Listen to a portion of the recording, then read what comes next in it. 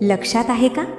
पहिल्यांदा तू श्री स्वामी समर्थ म्हटलंस तेव्हा मनात किती भीती होती, किती प्रश्न होते, आणि तरीही त्या नावात काहीतरी वेगळी शक्ती जाणवली होती.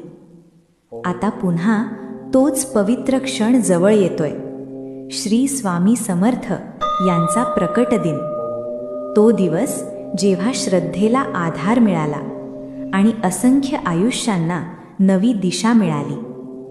प्रकट दिन म्हणजे फक्त उत्सव नाही, तो आहे मनातला अंधार दूर करण्याचा दिवस, नव्या सुरुवातीचा दिवस.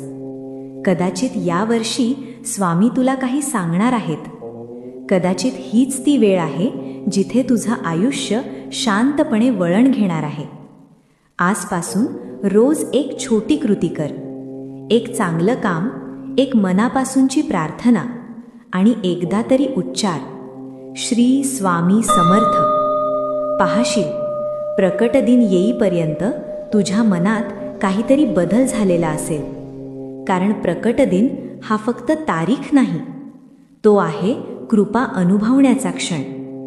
प्रकट दिन जवळ आलाय, मन तयार ठेवा.